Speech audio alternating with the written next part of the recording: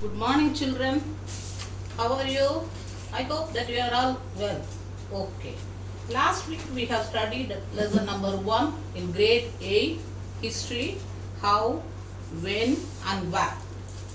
Now we are going to discuss the questions at the back. Before that, we can recall the lesson. See here, how important are dates? That means in history, we are having the dates which will tell about when the king has ruled and when the king has the coronation and everything. That's why the dates. Here we have given the which dates is important means here in India the colonial period. See here they have given the so many governors name. Governor General Warren Hastings and also the Viceroy. The first Governor General is Warren Hastings. The last one is Lord Mountbatten. Next we have seen how the period was divided. James Mill, the Scottish economist, has divided history into 3 volumes. That is the history of the British India. In that he has divided Hindu, Muslim and British. Then Mill says in his book that our Indian to be civilized. Then only they can rule the country. Next. What is colonial? The British came to conquer the country and establish their rule, subjugating local Nawab and Rajas. They established control over the economy, society and revenue. That's why we are in the colony of the British and the rule was known as colonial. Next we have to see administrative produce.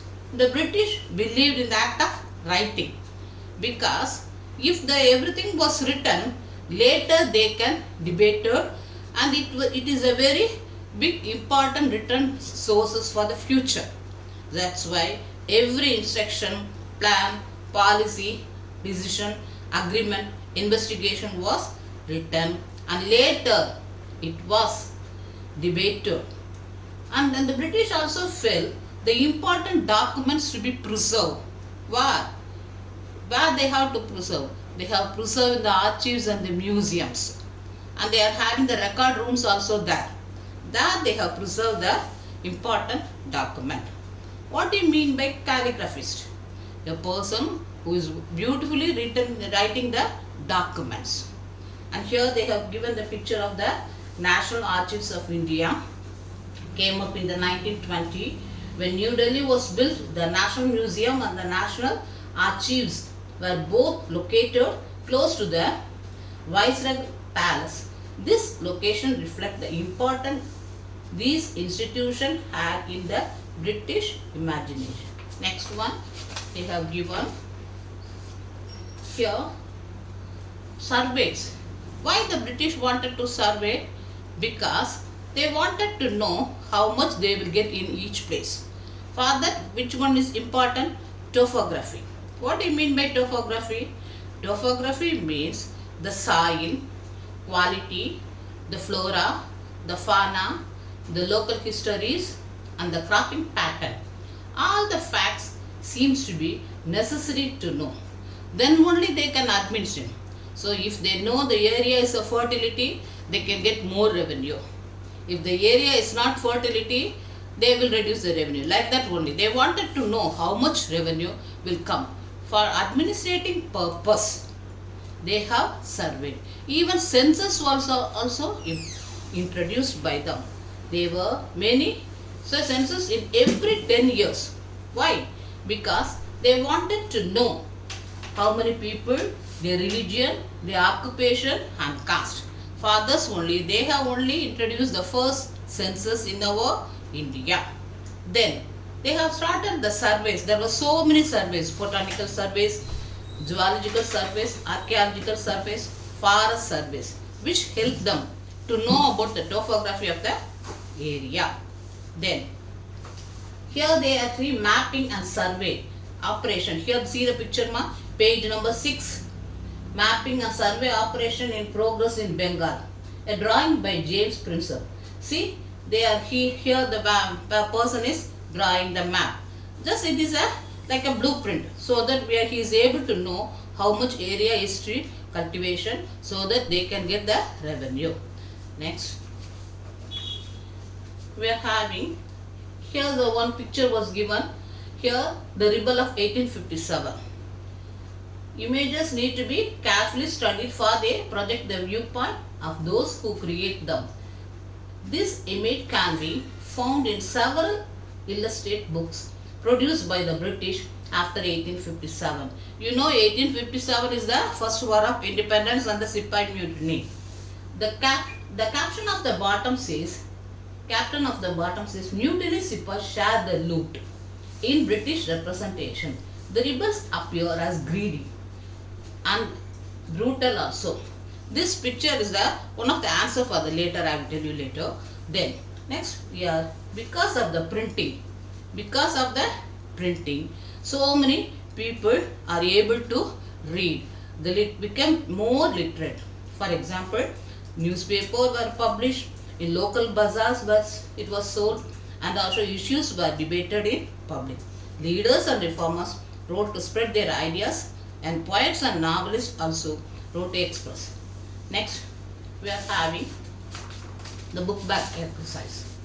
The first one is state whether true or false.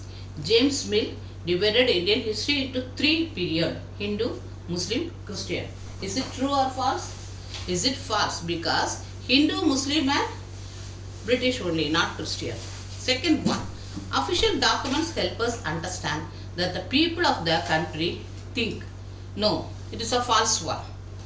The British thought surveys were important for efficient administration. As it is a true, then only they can make the revenue. The first question, what's the problem with the periodization of Indian history that James Mill has? So James Mill says Scottish economists divided Indian history into 3 periods: Hindu, Muslim and the British. So there are so many faiths with regard to this. To do so, he characterized the age only through the religion of the rulers only, not the other people. Religion of the rulers only. If it is a Mughal ruler, if it is a Hindu ruler, so according to that only the age was varied. So to do so, it is suggests that the lives and practice of the others do not matter. We should also remember that even the rulers in ancient India do not share the same faith. If we see the Hindu kings, they are very bigger in their religion, Hinduism. If we see the Mughal kings, they are very much with regard to the Mughal, like that only. So it is not possible, like that only. This is the answer for that. Second one, why did the British preserve the official document? The British believed the art of writing is a very important, so that only every instruction, what are the plans, policy, decision, everything was taken. It was written. It is clearly written up. So after that, they are making a properly studied and debated, and also debated also. The British also felt that the important documents and letters needed to be carefully preserved and attached, so that only, suppose if the person who is the head of that, he is transferring to other trading centers, other British centers in the Madras, Bombay and then Calcutta, Pune. So then another person who is coming, he must know what happened. That's why everything was clearly written. So in future also it became a very big important resources for the British to know about the British rule. So they have kept everything in the archives. Next we have to see how will the information historians get from old newspaper be different from that found in police report. That's only I say this picture is see. Here they have informed that the rebels looted. What they are looted means, you know, looting means taking everything. But the picture what they have given is wrong. We know how far in the first war of independence, how many people. It is the first step of Indian war of independence. But what it was given, the information historians got from the old newspaper were published in large numbers that served as voice of the common man. It is quite different and realistic. The last one we are